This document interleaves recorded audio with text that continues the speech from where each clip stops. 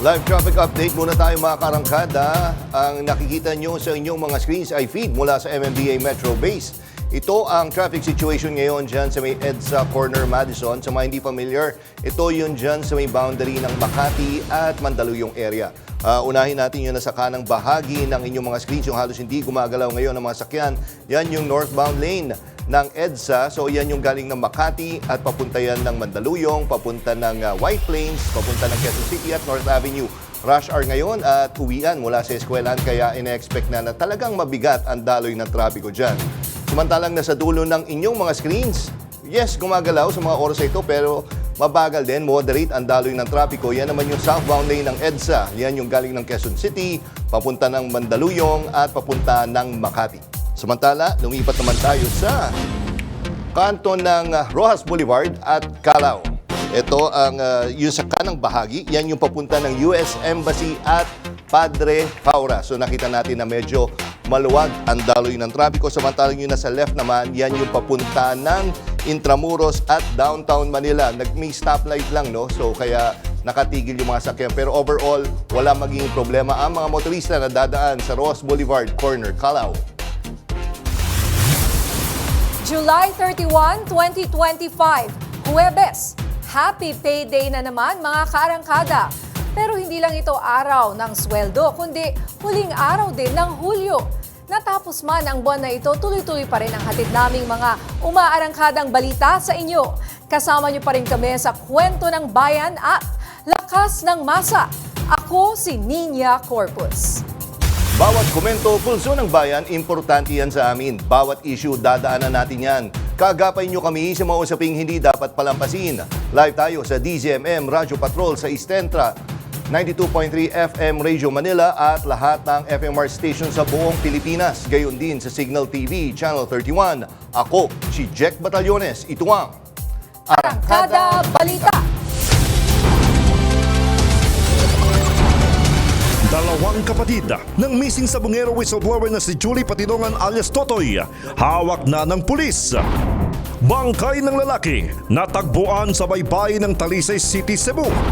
Abogado ni dating Pangulong Duterte sa ICC na si Attorney Nicholas Kaufman, sinabihan si Attorney Harry Roque na huwag makialam sa kaso at umuwi na ng Pilipinas. NDRRMC nagbabala laban sa mga peking text messages na galing raw sa kanilang tanggapan. At showbiz columnist na si Christopher Min may warrant of arrest. Hawak na ng Philippine National Police ang dalawang kapatid ng whistleblower na si Julie Patidongan na umano'y missing link sa kaso ng mga nawawalang sabungero. May umaarangkadang balita si Ryan Paraboles. Yung informant na nagbigay sa kanya ng information ay pinakases po ito. Sa press briefing ng Philippine National Police kanina, kinumpirma ni PNP spokesperson Police General Jean Fajardo na hawak na nila ang dalawang kapatid ni Julie Patidongan na sina Ella Kim at Jose Patidongan. Ayon kay Fajardo, naaresto ang dalawa sa isang bansa sa Southeast Asia sa ilalim ng pamumuno ni dating CIDG Director Brigadier General Romeo Macapas. Dumating umano sila sa bansa noong July 22. Si Ella Kim ang umano'y nakunan sa CCTV habang nagwi-withdraw gamit ang ATM card ng isang nawawalang sabungero. Si Jose naman ay nakunan ng video na tila nag-e-escort sa isa pang sabungero bago ito nawala. Ayon kay Fajardo, ang pagkakadakip sa dalawa ay resulta ng isang lehitimong operasyon sa pakikipagtulungan ng Bureau of Immigration. Obviously, critical po ang magiging testimony po nitong dalawa po na ito. Because sila po, unang-una, siya po, si Elakim Patidongan, yung nag-withdraw allegedly nung ATM na alam natin na pag-aari ng isa sa mga nawawalang subungero. So ang tanong dyan, paano napunta sa kanya yung ATM? Kasama ba siya sa nakumuha doon sa nawawalang si Melbert Santos at tatlo pa niyang kasamahan? May nag-utos ba sa kanya para mag-withdraw? At may alam ba siya asaan na itong mga nawawalang missing sabungero? Dagdag pa ni Fajardo na malaking progreso sa kaso at maaaring magbigay ng mas malinaw na direksyon sa investigasyon ng kaso ang pagkakadakip sa mga kapatid ni Patidongan. Kailangan po natin ng iba pang testimonya to corroborate yung testimonya po ni Julie Patidongan. Ito pong dalawang tao po natin, we believe, ay po pwede pong i-corroborate dahil nga meron silang direct participation dun sa at least dun sa dalawang nawawalang missing sa Bungero, which is Michael Bautista at si Melbert John Santos. Ryan Parabole, sumaarangkada sa pagbabalita. 3 DNA profile ang nakuha mula sa mga labi na natagpuan sa isang public cemetery sa Laurel, Batangas. Ito'y sa harap ng paghahanap sa mga bangkay ng mga nawawalang sa Bungero.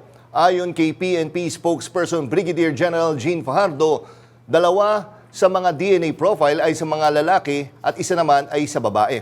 Isa sa ilalim sa DNA testing at cross-matching ang mga labi para maikumpara sa mga nawawalang sa Bungero. Nauna rito, sinabi ni Fajardo na walang nakuhang DNA profiles mula sa mga buto na nakuha mula sa Taal Lake. Posible aniyang dahil ito sa matagal ng pagkakababad ng mga buto sa lawa. Na-recover ng mga otoridad ang isang bungo ng tao at ilang mga buto mula sa Taal Lake.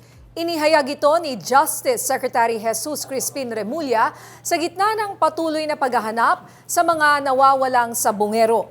Ayon kay Remulla, nakita ang mga labi sa bahagi ng Taal Lake na itinuro ng whistleblower na si Julie Dondon Patidongan alias Totoy. Isinumiti na ang mga na-recover na buto sa PNP Crime Laboratory para sa forensic examination. Dagdag ng kalihim, posibleng hindi lamang sa isabong konektado ang mga biktima, kundi pati na rin sa kampanya kontra droga at iba pang krimen.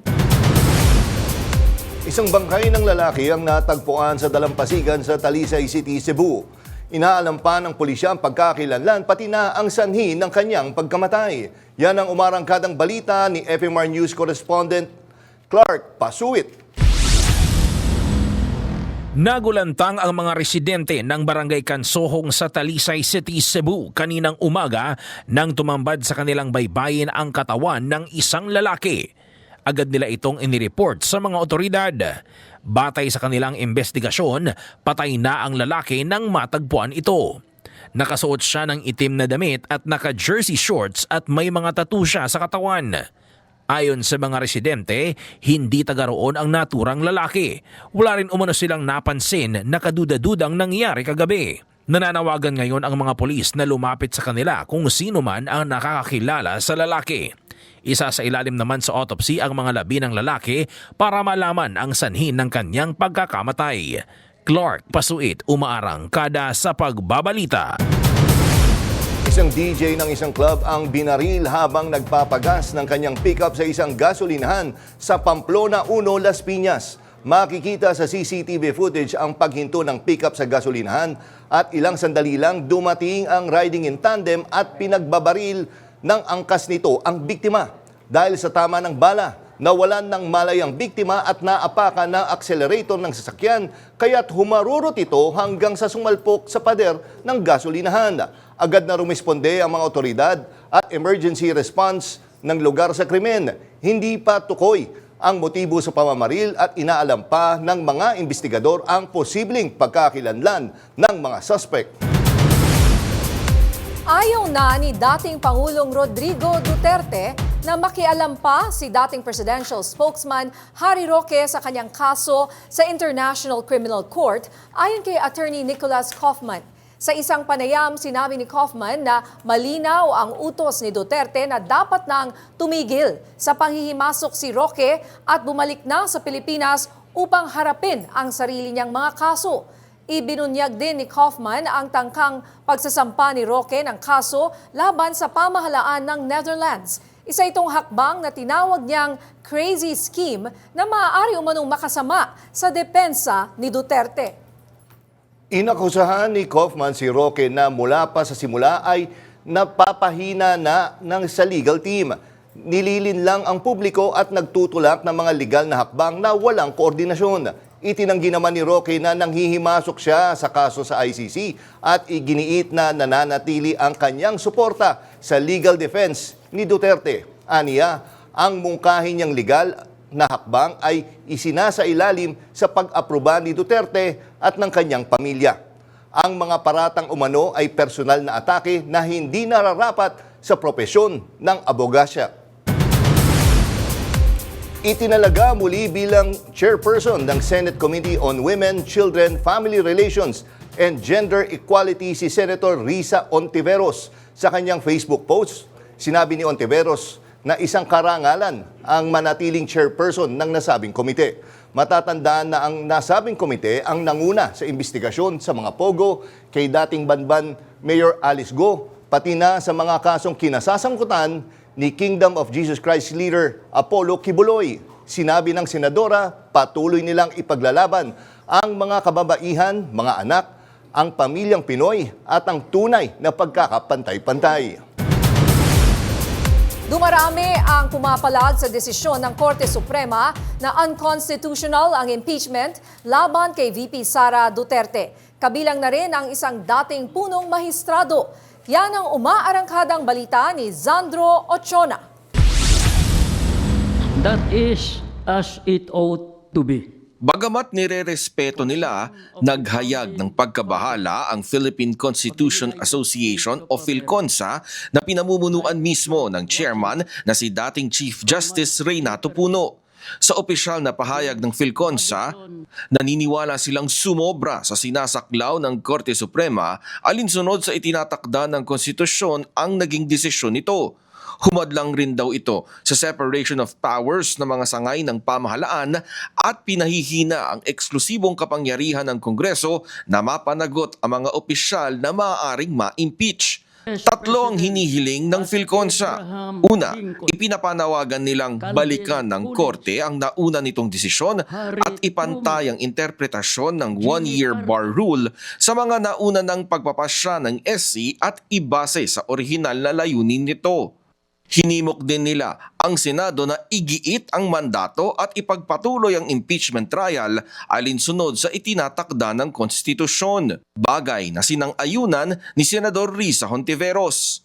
Habang dumadaan yung mga araw ay sinasabi na rin ng ibang mga constitutionalists at legal experts at palalim ng palalim yung mga concerns na ipinapahayag nila papunta na sa konstitusyon, papunta na sa mismong demokrasya natin. So in a sense, humihirap o bumibigat yung aming responsibilidad sa ngayon na klaruhin. Paalala pa ni Puno sa kinauukulan, ang pananagutan sa bayan ay hindi dapat maisantabi dahil lang sa teknikalidad.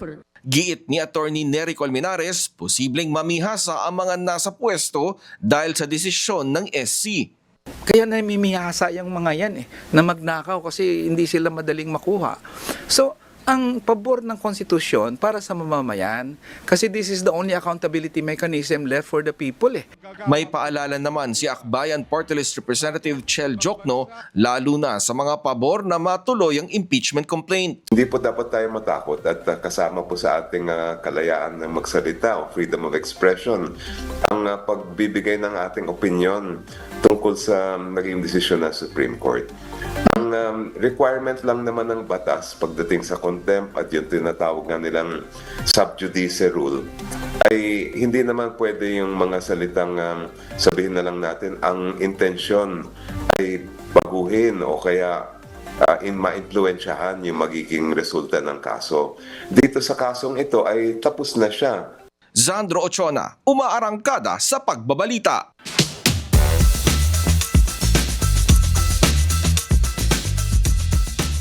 Makakasama po natin ngayon live via Zoom si Senator Risa Hontiveros. Magandang hapon po, Senator Hontiveros, and welcome po sa Arangkada Balita.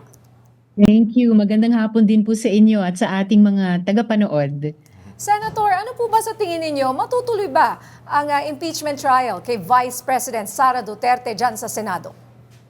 Well, Miss Nina, yun talaga yung inaasahan ko, no? Dahil sa amin lang talaga sa Senado ibinibigay ng Constitution mismo yung responsibilidad na duminig ng isang impeachment trial.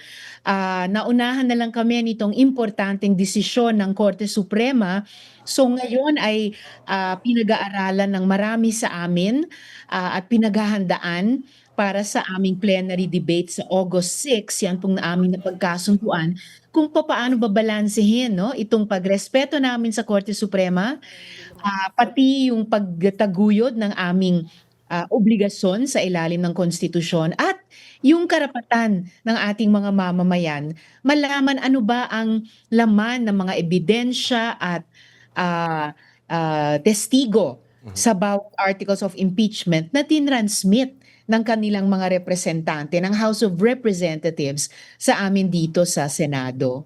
And Senator Riza, ay Jack Batallones po pala dito. Senator Riza, anong reaction niyo po dun sa yung si Akbayan Party List Congressman Sendanya ay sinampahan ng kaso ng isang group, pati na rin si I think si Richard Heydarian. Ano po ang masasabi niyo sa ginawang aksyon na ito?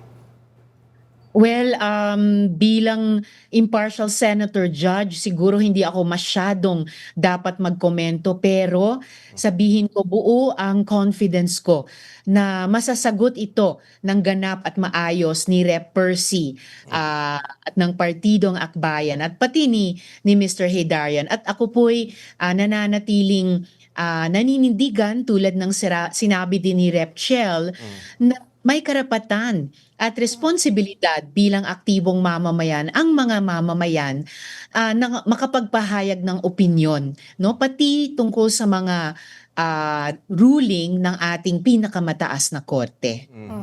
But Senator Risa, sa inyo po talagang opinyon, nagkamali ba ang Korte Suprema? Yun po yung aming sinusubukang malampasan na biglang naging hadlang. Kaya nasabi ko po na nadismaya ako dahil parang bigla na lang nagkaroon ng hadlang na maaring pumigil sa amin sa Senado na tuparin ang aming responsibilidad sa ilalim ng konstitusyon.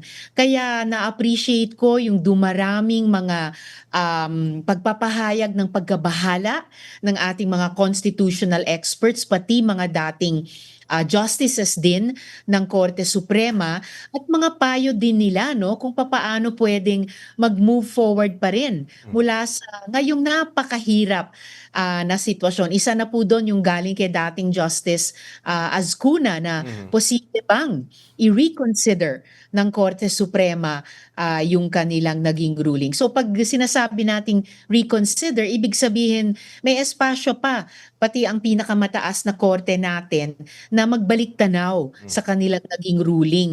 Dahil sa mga mahalagang paalala sa kanila, pati na mga dating kasama nila sa Supreme Court. And naintindihan ko nga, Senadora, no, naiipit nga kayo itong Supreme Court ruling at yung sinabi ng ating saligang batas na forthwith proceed. Tama po, Senadora? Opo, Sir Jack. Proceed with trial forthwith. So, agad-agad.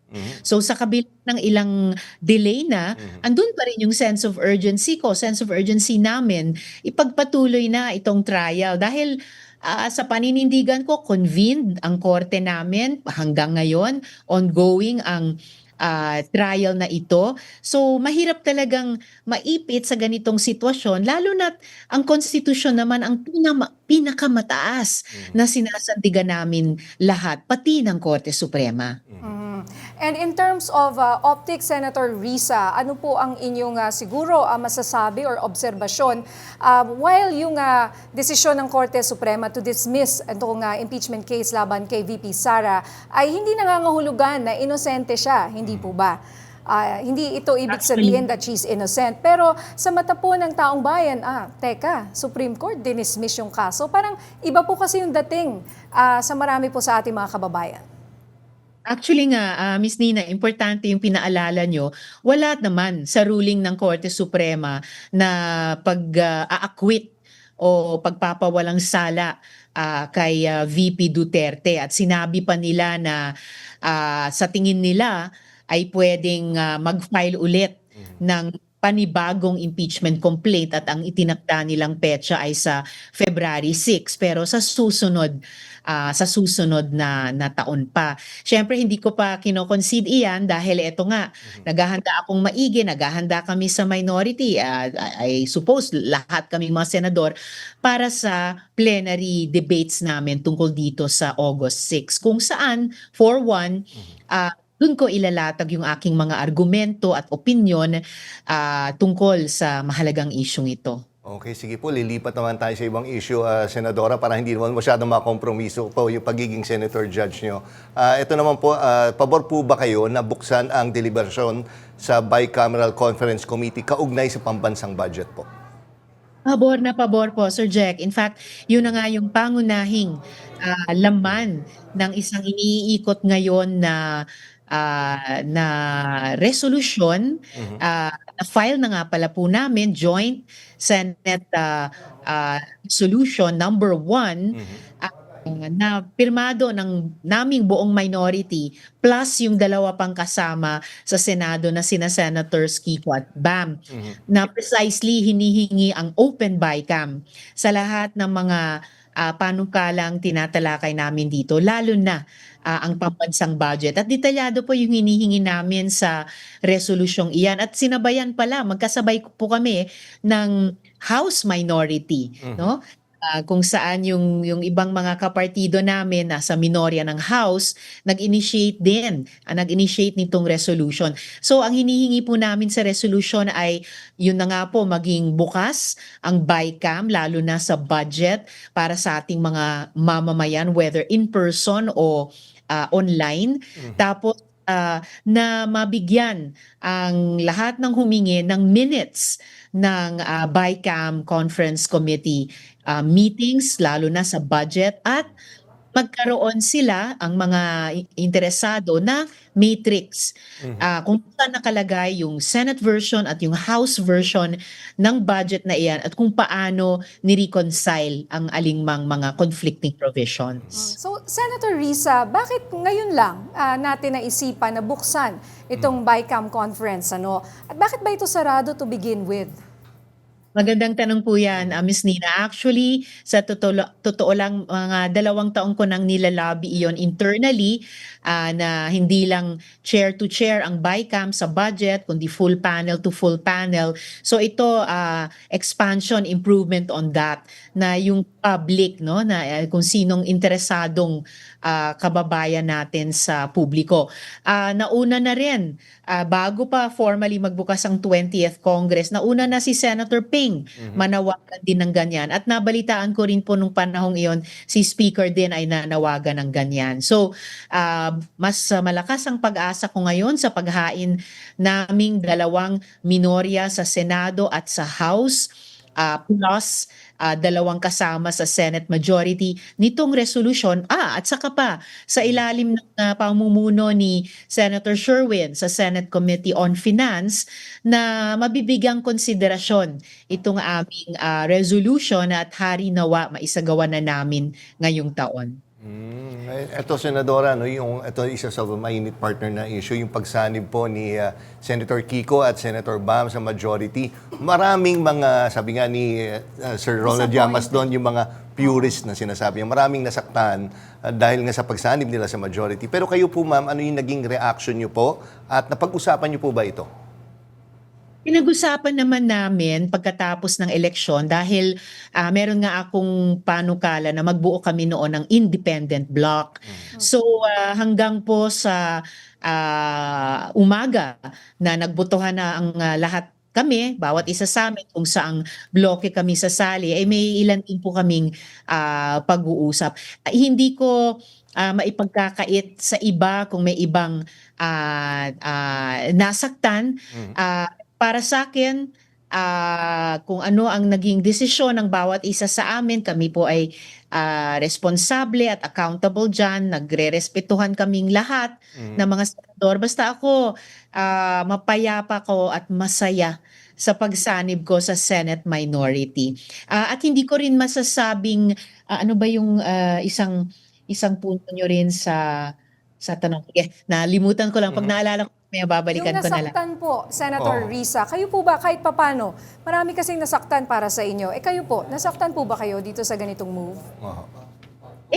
Hindi nga nangyari yung original na pakay ko na independent bloc. Pero ganyan naman ako tulad sa buhay, kahit sa politika, kapag hindi mangyari yung orig na plano o pangarap, gagawa na lang ako o maghahanap ng ibang paraan para matunguhan pa rin yung orig na direksyon. At andun pa rin naman ako sa direksyong iyon na patuloy na magtrabaho, patuloy na manindigan, lalo na sa mga economic issues ng ating mga kababayan at para din palakasin ng oposisyon sa labas ng Senado. And Senator Risa, marami naman nagsasabi din na yes, sumali sila sa majority pero they expect na when the times comes, kunyari kailangan bumoto sa mga important na issue, ay boboto sila based on their principles pa rin naman po. Tama po. Doon din po ako umaasa. And ako, as I always say, I can only speak for myself naman, hindi po sa kahit sino pang miyembro ng Senado. Basta't at least panatag ako na sa loob ng minority ay patuloy akong magtatrabaho at maninindigan. Dito po sa katatapos na SONA, Senator Risa, ano po ang naging reaksyon nyo dun sa mga maaanghang na salita ng ating presidente? Yung parte po na mahiya naman kayo. At sa kanya, nag-zero in siya sa flood control projects. Bukod po doon, ano pa ba yung mga ibang bagay na kailangang mahiya? Yung iba natin mga kapag taguyod po ng ng bayan. Ano mo ngayon Sige.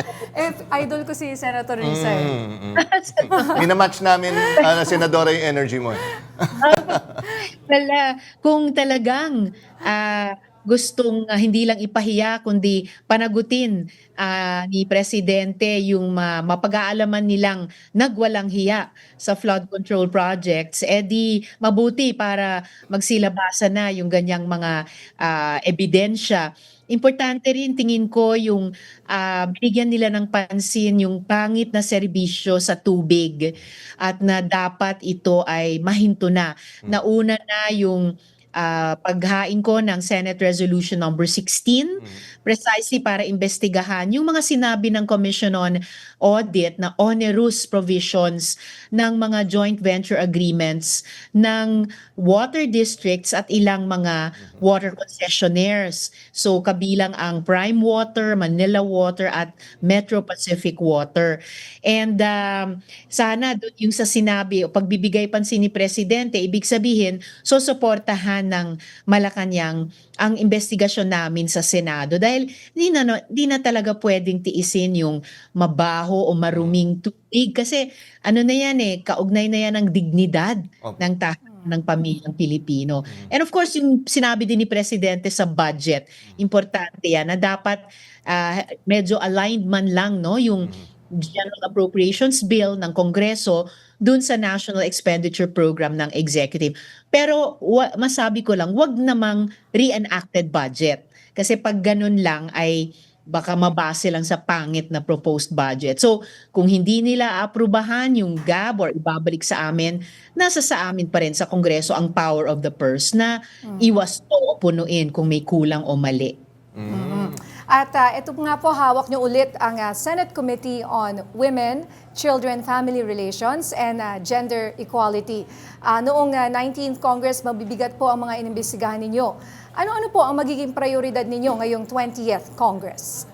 Ayan, dahil excited na po kami magtrabaho ulit sa Senate Committee on Women. Nakapila na nga po yung ilang mga panukala, pati yung mga umabot sa advanced stage of legislation ng 19th Congress. Isa na po dyan yung expanded safe spaces law para madagdagan ang proteksyon sa ating mga kababaihan at sa mga persons of diverse SOGS laban sa gender-based harassment, given din yung mga advances sa AI at problema natin sa deep fakes at yung iba pang nagiging problema sa digital sphere.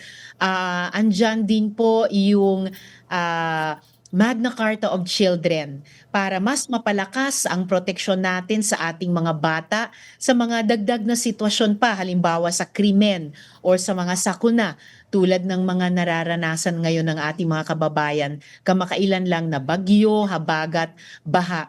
At yung isang bagong panukalang batas, ni-refile namin ngayon, yung Child Tourist Safety Bill o Sandy's Bill. Opo, para matugunan yung nakakalungkot na sitwasyon na dumadami yung mga pagkamatay at pagka-injure ng mga sa mga tourist spots. Oo, Nako, pala, talaga? Ano po yun? Like for example, yung mga surfing sa Yeah, yeah, Siargao, mga yan. ganon? O kaya yung mga namamatay dahil na Sa tourist spots? Saan pa? nasiping ng mga jellyfish, tapos Okay. palang Yeah. first Opo. aid Oo. capacity or access yung mga tourist accommodations Yeah, nila. alam ko isang surfing spot sa Mindanao is parang wala ngang malapit na hospital eh. Kaya nga yung mga na-aksidente doon sa mga nagsa-surf, hindi kaagad na Meron nga akong, nagagamot. may foreigner po, tumawag nga Oo. sa akin actually, dahil alam, taga-media ako, nahulog sa bangin. Kasi yung motor, di ba nagmamotor lang sila doon eh. Oo, sa Siargao. So, kumbaga, tinahi yung Pero okay Then naman walang po siya, hospital. nakauwi naman. Pero walang major hospital doon, nilalarang siya sa health center.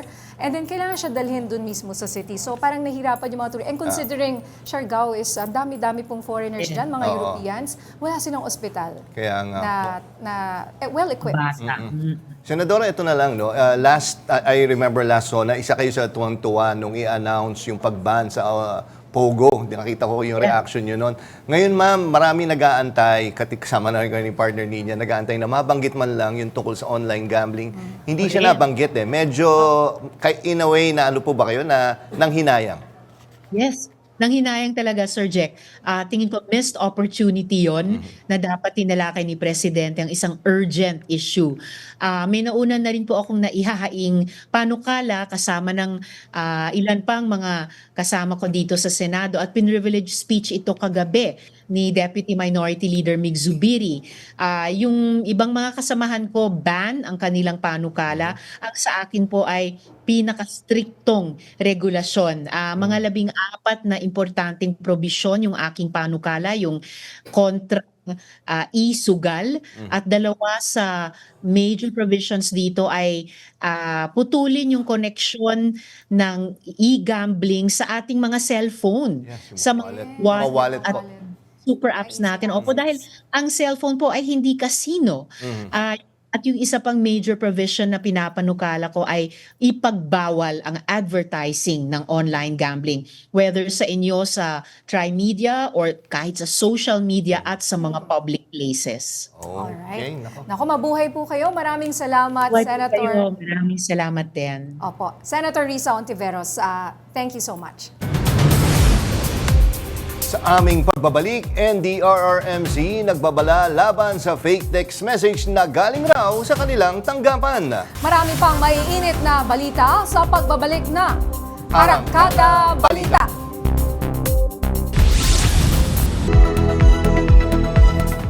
Nagbabala ang Office of Civil Defense laban sa scam text messages na natatanggap ng publiko. Ang ilan sa mga mensaheng ito galing mismo sa opisyal at lehitimong contact numbers. Yan ang umarangkadang balita ni PRTV News Correspondent Angela Babad.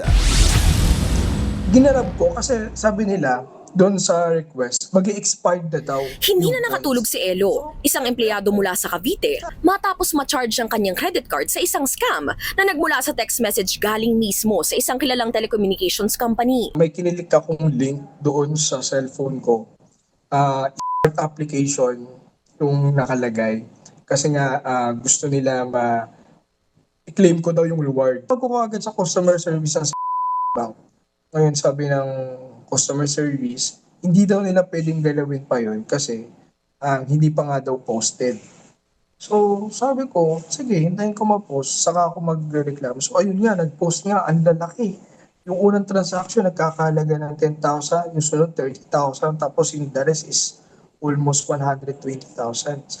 Ako, total of 160,000.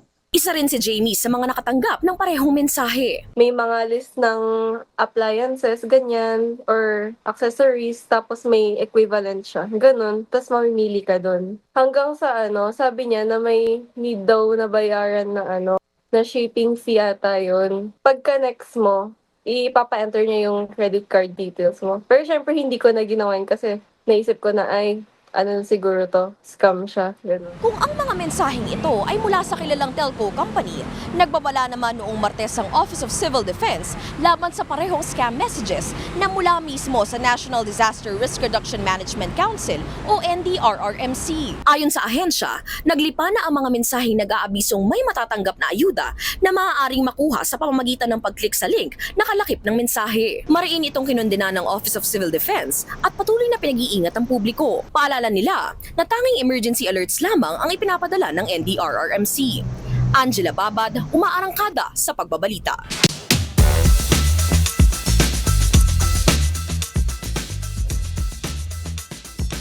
Matagal nang problema itong mga scam text messages. Ano ba ang dapat nating gawin para makaiwas sa mga manlolokong ito? Makakasama natin ngayon live dito sa PRTV Prime Studios si Assistant Secretary Aboy Paraiso, Acting Executive Director ng CICC or Cybercrime Investigation and Coordinating Center. Magandang hapon po, Ginoong Paraiso. Magandang hapon, binibining niya. Ginoong Jack, magandang hapon din po. Binabawi ako kasi lagi ako tinatawag binibini. Bukas pa ang yung buwan ng wika naghahanda lang po kami. Oo, tsaka nanibago ako sa outfit ni Asek. Usually formal na formal. Oo nga, Parang yung naging formal para sa inyo eh. Hindi kasi kailangan action ready. CICC being cybercrime unit ng ating pamahalaan, kailangan ready kagad tumugon sa mga Sabagay, action ready. mahirap nga naman kumilos na nakabarong. Oo, pero alam mo, hindi na matapos-tapos ang problema ito, Asek, no? Nagpa-SIM card registration tayo para matigil ang scam, pero tuloy-tuloy pa rin sila na ang ginagamit ay mga apps na nag-aalok raw ng trabaho sa mga kilalang institusyon. Bakit ganito po? Meron pa rin. So, nung nag-SIM card registration act tayo, ang sinolve natin, yung traditional text natin, tsaka calls natin, nalalaman natin yan. But since mabilis mag-evolve yung technology, nabilis din nag-evolve yung tactics ng mga sindikato to, ng mga threat actors na to, tumalon sila doon sa mga tinatawag nating OTTS, yung over-the-top services. Ito yung mga online messaging apps natin, Viber, Telegram, WhatsApp, lahat sila nandyan. The peculiar or yung nuances nito kasi, kahit ma-deactivate yung phone mo dito, ma-deactivate yung number mo dito dahil hindi ka nag-SIM card registration, pag nakapag-register ka prior to the SIM card registration act, dito sa mga OTTS na to, tuloy-tuloy pa rin yung mga serbisyo ng mga over-the-top service na to. Kaya dito sila talaga namamalagi, dito sa mga online messaging platforms na to. Kaya actually ako partner and sir, nakakatanggap ako ng, inaalok ako ng trabaho, na magla-like lang daw ako. Noong una sabi ko, magla-like lang ako? May pera. Pero syempre hindi ko na sinubukan. Kung si Jack, muntik lang Anong magiging scam doon once na inano? Marami kasi pag pinatulan yan, hinihingi yung mga personal details nyo. So, andyan na yung phishing. Okay. Tapos doon, papadeposit sila ng halimbawa test para kung saan doon nila kayo babayaran. Ano yung account na yun? Kailangan mag-deposit muna kayo doon sa account nila para malaman na legitimate yung e-wallet mo, whether it's an e-wallet or banking doon. So, ang daming scam na involved dito. Pero ang mas nakakatakot talaga, pag nakuha yung personal information nyo and they would have access doon sa mga banking details nyo na. Opo. Can you give us a step by step kung paano nila tayo isa-scam? For example, may nag-text. Sige. Kunwari ako na lang. Ano ba, may nag-text sa akin. Tapos, ang text sa akin is online job, stay at home. Usually, ganun yan. Whether it's yung mga shopping platforms natin. So, yan. So, pag umuo ka dyan, una mapapansin mo automated dyan kahit hindi mo pansinin, sunod-sunod yung text. At ang nakakatakot, personal. Hey, Aboy. Yes, muna Hey, Ninya. Yes, minsan nag-hi. Tapos sasabihin ko, who's this? Biglang mag-aalok na ng trabaho. So, personal siya. Who's this ka pa? Mali ko, kailangan ko, di ba na kayo? Very attractive yung mga profile pictures ng mga yung mga... Dahil ba attractive yung profile picture, Jack? Hindi ko tinitingnan naman. Napansin lang namin sa analysis namin yung gagawin. So pag umokay ka doon, hihingin yung mga number mo, yung name mo, birth date mo, parang nagbibigay ka ng CV sa kanila. So that's why. Magduda ka na. Oo, magduda ka na.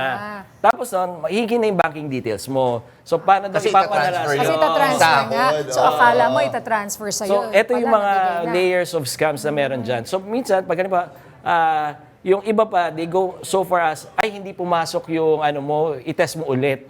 Parang, so mga, may mga ganung levels talaga. Pag nagpo-pursue ka na, dahil siguro medyo desperate ka, or mas gusto mo talaga yung trabahong yun, na stay at home lang, kuhaing tamad lang. Diba? Magla-like ka lang eh. Yung mga want to earn at home na kunyari, magbibigay pa sila ng amount. Tsaka yun nga, magla-like ka lang ng item. Magla-like ka lang, magre-review ka lang ng items. Oo, mga yun ganun lang. Oo, and sasabihin sa'yo na para kang kunyari influencer, ganyan. Tapos, wag po tayong maniniwala Huwag dyan. kayo maniniwala dyan. Again, the first sign, the first red flag is hiningi na yung details mo. Kasi kilala ka na nga eh. Hi Aboy nga eh. Hi Ninyang, hi Jack nga eh. Di ba? Very personal eh. Alam mo na, sino to? Wag ka na mag-host this. Hindi, Black na kilala niya agad. ako eh. Ganon. Di siyempre, sabi suplado naman. Kasi maganda yung picture, lalaki yun. Loko lang si partner. So yun, hanggang doon yung progression ng scam. Hanggang mag-ghosting na lang kapag nakarami na sa'yo. I-ghost ka na lang na mga yan. Tapos nakuha na. Nakuha na. Even yung first step, mahalaga yun yung information natin. Kasi nabebenta rin yun eh. Yung mga personal information natin na yan eh. Pero sir, paano nila napapasok yung katulad ko niyan? Pumunta ka sa isang telecom, a-announce nila doon na wag mo pansinin kahit manggaling pa sa official nila. Yes. Pero ang point ko, in the first place, ba't kayo napasok?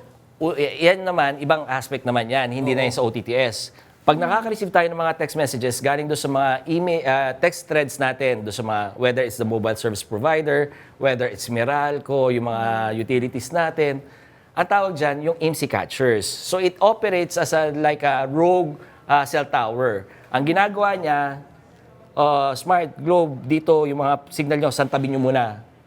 Pause muna kayo. Yung signal ko muna magbabato. Kaya nai-infiltrate niya yung ang tawag nga dyan yung thread na hijacker eh. Text hijacker.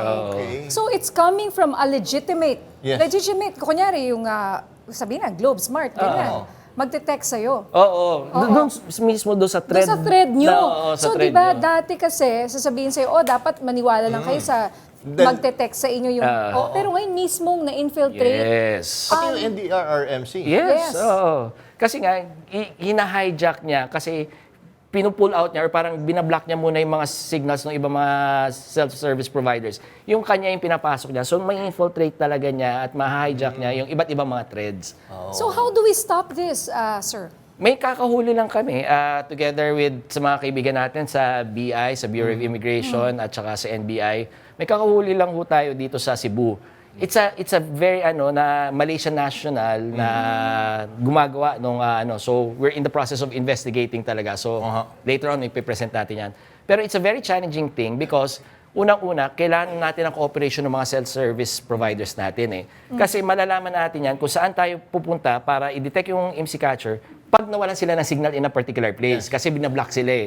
So pag may disruption doon, kailangan DICT, CICC, punta kayo dito kasi may disruption Nawalan dito. kami. Tapos, dadali namin yung IMSI catcher devices namin, parang backpack yun, para i-detect ngayon kung sino yung may IMSI catcher na ganyan. Kasi yung NDRRMC sasabihin sa'yo na i-claim mo na yung ayuda mo. I mean, Yes, ginagamit may yung ganun ayuda. din. Pinadalan din ako yung AKAP, desperate. kunin ko daw yung AKAP. O diba? Yun, Hindi ko na hinusdis. doon mapapa-husdis ako. Oo. Pero di ba? Kasi meron kang libreng whatever. Ito, pera. huling habol ko lang na tanong. No? Inaano ko lang yung mga e-wallet. Yeah. May sinisingil pa sila eh, para bigyan ka ng protection. Ang point ko, mag-a-add ka pero may extra. Pero ang point ko, ba't ko kailangan magbayad ng extra in the first place? Dapat sinisecure mo yung pera ko. Tama, kasi dapat part ng cybersecurity yung sa nila system nila yan. Kaya nga, puspusan din ang pakikipag-usap namin ni Secretary Henry Aguda sa etong mga e-wallet platforms natin na talagang dapat lakasan yung cyber security features nila. Lalong-lalo na, tama, dapat hindi na pinapa-burden sa atin. Oo, diba? Kung gusto mo bang maging safe sa panloloko, dagdag ka. Ganun ang import doon eh. Oo, Diba? kaya nga na. Sana po matigil na to, no? But in the meantime, habang tinutugis po natin ang mga to, kasi ang dami pa rin po talaga.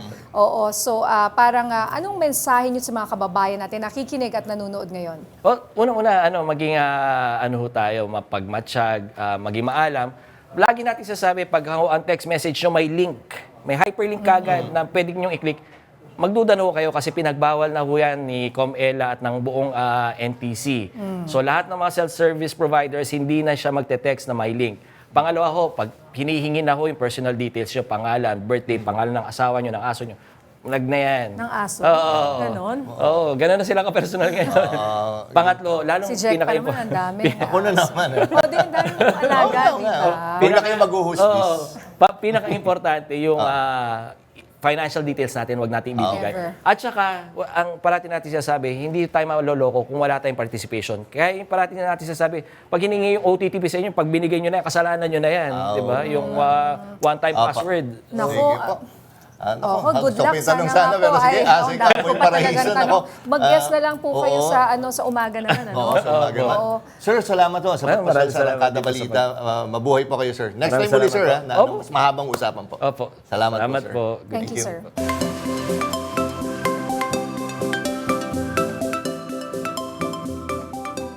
Binabantayan ngayon ng Pag-asa ang isang low-pressure area sa labas ng Philippine Area of Responsibility.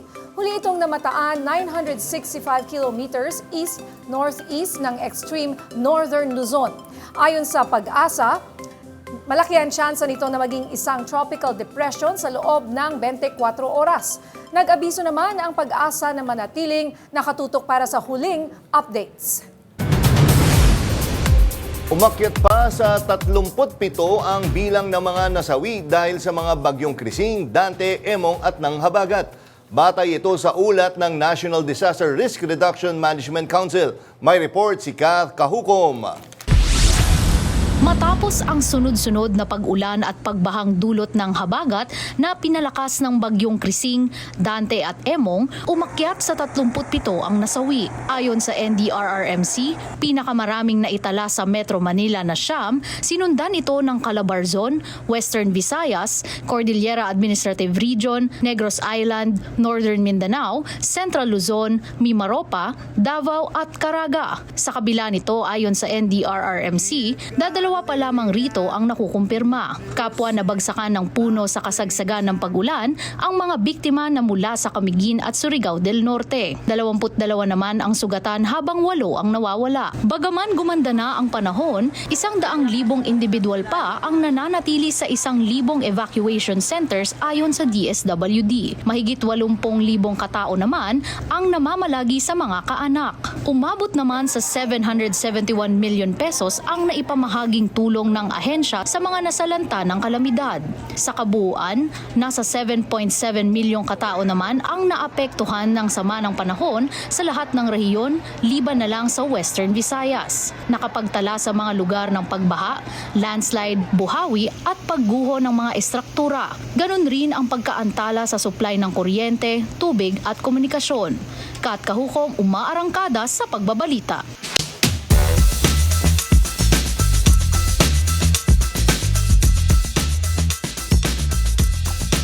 Buo na ang Quadcom 2.0 para sa 20th Congress. May mga bagong pangalan at may mga familiar faces. At para pag-usapan ito, pati ang mga ibang issue, makakasama natin live dito sa PRTV Prime Media Studios, si Manila 6th District Representative Bienvenido Benny Abante. Magandang gabi po, Congressman Abante. Welcome po ulit sa Arangkada Balita. Magandang gabi ninyo. Magandang Jack. Magandang gabi sa inyo. Welcome po, Congressman. Ano po ba itong bagong magiging komposisyon ng Quadcom 2.0? Yeah, actually yan ang tawag na, no? Quadcom 2.0. No? Although mga bago na yung nakasalang ng mga chairman, yet yung pa rin apat na rin. Apat pa rin. Human rights, public accounts, dangerous drugs, saka yung public order. Sino-sino po yung mga bagong tinalagang? Yung sa public accounts, ano yan, minority yan, si Terry Redon. Okay. Yung public order, si Roland Barillano. Yung dangerous drugs, si Keith Flores. Na dating kay Senator Congressman Barbers. Barbers, oo. Tapos ako yung human rights. Kayo po ang na-retain? Ako yung na-retain. Ako na rin yung pinaka-lead. Opo. Kayong pinaka-senior rin, of course, no? Kayo po ba? Oo nga. Hindi ako senior na. Dahan-dahan naman. Hindi halata. Hindi, Hindi, ibig sabihin siya yung OG. Oo, yun yung OG, yun nga. Yun yung OG, kumbaga yung nasa una. Pero yun nga, sir, paano nyo matutuloy yung momentum mula sa Quadcom na una to dito sa 2.0? Ano yung magiging priorities pa natin? Actually, ang dami pang dapat talagang pag-usapan. Hindi pa naman tapos yung mga investigasyon namin. We still need to refile all of the bills na i-draft namin nung 19th Congress. Unang-una, yung order na buwag namin, yung madalaking mga Pogo Hub. Yet, umalis sila. No? Ang nakita ho namin yung sa Pogo Hub na malaki, for example, sa Pampanga. Malaking Pogo Hub yan. Pero sa loob ng Pogo Hub na yan, na napakalaki, ng mga 350 hectares yan, merong iba't ibang Pogo companies. So nangyari dyan, nung nawala lahat yan, nagkanya-kanya ngayon, meron na ngayon mga more than 10,000 pa na mga maliliit na mga Pogo Hub. Samantalang bawal na yan. No? Oo. Hindi lang yan, kundi 300,000 Chinese ang napunta rito. 4,000 lang ang na-deport. Ang dami pa po. Ang dami pa. So, we have a long way to go, sir, no? Despite na yung mga nakita natin noon. Tapos eto, hindi pa nga tapos yan. Kayo ay isa sa mga nagtutulak ng total ban sa online gambling. Yes. So, nanghihinayang po ba kayo na hindi ito natalakay ng Pangulo? Well, hindi naman kasi nabanggit niya yung nabanggit din niya yung mga sabungero. Mga sabungeros that was actually the result of the online gambling, no? Yung isabong. So nabanggit niya rin hindi lang siguro nagkaroon ng pagkakataon na mabanggit yung online gambling sapagkat napakaraming topic ang binigay ng Pangulo. No? Pero babantayan po namin yan. Babantayan po namin yan kasi yung Pogo, isa lang yan Pero yung talaga ang daming online gambling dyan, dapat talagang itotal ban na yan. Sayang lang po kasi iba rin yung online gambling dun sa isabong na issue ng mga sabungero. At mainit na issue kasi siya at hindi natalakay. So sa inyo po, you remain for the total ban? Yes. Nag-file na ako ng bill. Ng total ban on online gambling. Even the advertisement, dapat total ban na yan. Pati, Oo nga, yun din ang kanina sinabi. Pero tinanggal na ngayon. Ako natutuwa sa ating mga trolls yata, yung mga natin, na tinanggal na lahat ng mga advertisement na yan. Solo kumikita Kaya ngayon, wala nang kita masyado yung mga yan.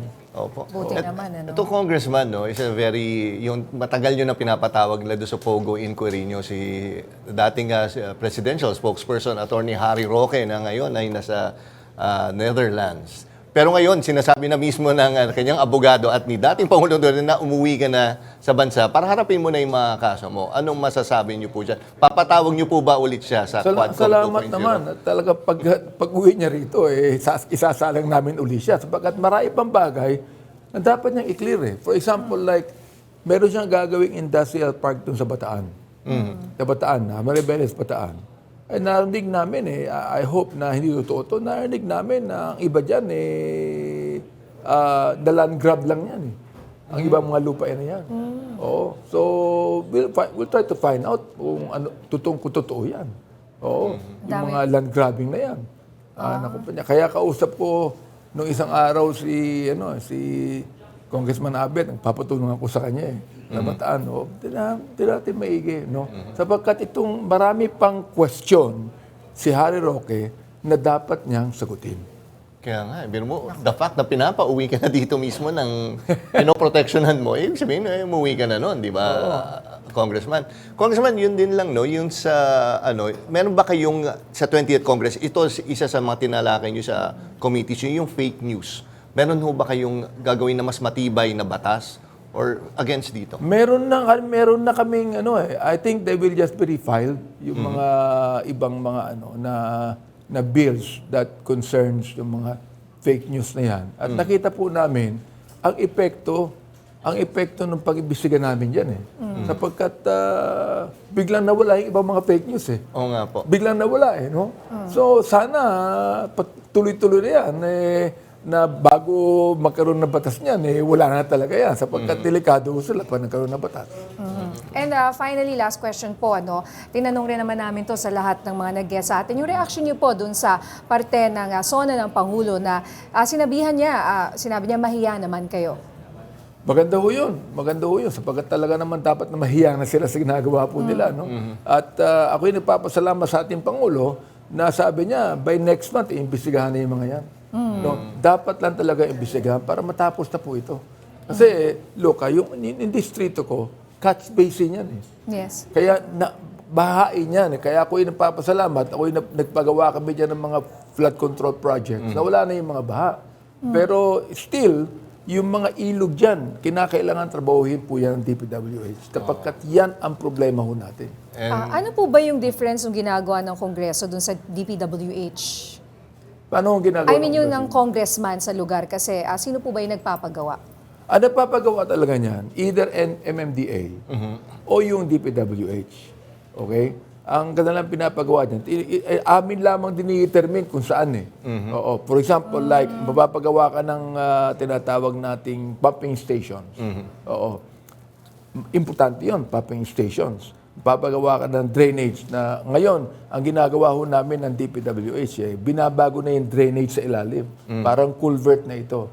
Pero, sinasabi ko rin sa aking constituency na sana magtulungan na tayo, magkaroon ng disiplina. Huwag na kayo magtapon pa ng mga dyan, ng mga basura, huwag kayong magtapon ng mga single-use plastic dyan. Oo nga po. Oo, sapagkat yan ang unang-unang resulta ng pagbaha. Sige po. Naku, Dapat again. lahat-lahat sama-sama talaga eh. Congressman, maraming salamat ulit sa Salamat pagpasyal nyo ulit. mismo live Thank dito you. sa studio po. Ingat po kayo, sir, sa pag-uwi. Magandang gabi po at mabuhay po Thank you kayo. po. Thank you po. sir. Gandang gabi Salamat po.